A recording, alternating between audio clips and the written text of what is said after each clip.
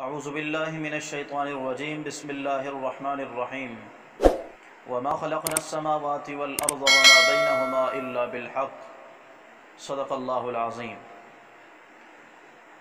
اللہ کریم نے قرآن پاک کی اس آیت مبارکہ کے اندر فرمایا وما خلقنا السماوات والارض وما بینہما، اور نہیں پیدا کیا ہم نے آسمانوں کو اور زمین کو، وما بینہما، اور اس چیز کو جو ان دونوں کے درمیان ہے، الا بالحق، مگر اپنے حق کو ظاہر کرنے کے لیے، آئل اظہار الحق، یعنی مسئلہ توحید اور حق سچ کو ثابت کرنے کے لیے، ظاہر کرنے کے لیے میں نے 14 طبق پیدا فرمائے۔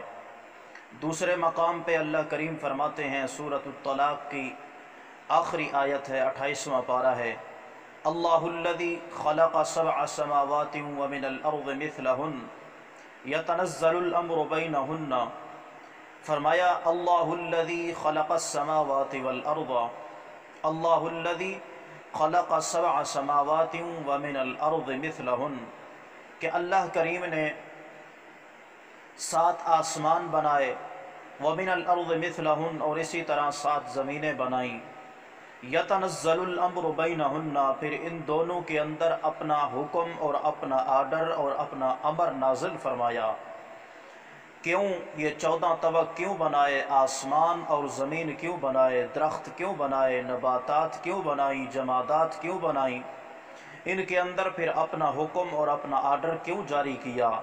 اللہ فرماتے ہیں 2 چیزوں کے لیے، لِتَعْلَمُوا أَنَّ اللَّهَ عَلَى كُلِّ شَيْءٍ قَدِيرٌ، تاکہ سب لوگ جان لیں کہ اللہ ہر چیز پر قادر ہے، یعنی ہر قسم کی کمزوری سے پاک اور ہر قسم کی طاقتوں کا مالک ہے تو صرف اللہ ہے۔ اور دوسری بات، وَأَنَّ اللَّهَ قَدْ أَحَاطَ بِكُلِّ شَيْءٍ عِلْمًا، اور اللہ رب العزت کا علم بہت ہی وسیع ہے، جہاں انسان کی علم کی انتہا ہوتی ہے وہیں سے اللہ رب العزت کی علم کی ابتدا ہوتی ہے۔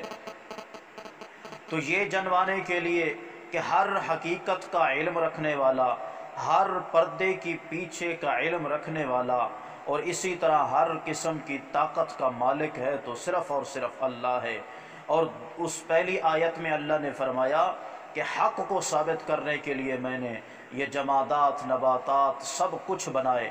تو قرآن مقدس کی ان باقی بھی بے شمار آیات ہیں، ان 2 آیات سے یہ مسئلہ ثابت ہو رہا ہے کہ اللہ کریم نے یہ جو 14 طبق بنائے، پھر ان 14 طبق کے اندر جو کچھ بھی پیدا فرمایا، سب کا سب اس لیے نہیں پیدا فرمایا کہ اللہ کے نبی صلی اللہ علیہ وسلم کے لیے پیدا فرمایا ہو۔ اگر اللہ کے نبی صلی اللہ علیہ وسلم نہ آتے تو یہ 14 طبق نہ بنتے، آسمان نہ بنتے، زمین نہ بنتی، نباتات، جمادات، درخت وغیرہ یہ ساری کی ساری چیزیں نہ بنتی۔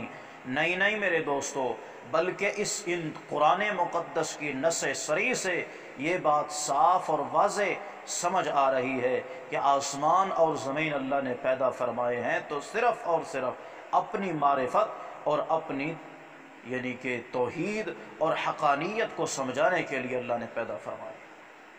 باقی رہی وہ حدیث لولاک لما خلقت الافلاک، کہ اگر اللہ کے نبی صلی اللہ علیہ وسلم نہ ہوتے تو یہ 14 طبق نہ بنتے، افلاک نہ بنتے، زمین نہ بنتی، آسمان نہ بنتے، یہ پتھر نہ بنتے، یہ پہاڑ نہ بنتے، یہ انسان نہ بنتے، یہ فرشتے نہ بنتے، پیدا نہ ہوتے۔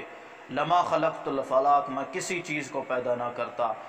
جب اس حدیث کو ہم قرآن کے مقابلے میں لاتے ہیں تو قرآن تو کہتا ہے کہ حق کے ظاہر کرنے کے لیے، توحید کے مسئلہ کو سمجھانے کے لیے، رب کی معرفت حاصل کرنے کے لیے، رب کو پہچاننے کے لیے اللہ کریم نے یہ 14 طبق بنائے۔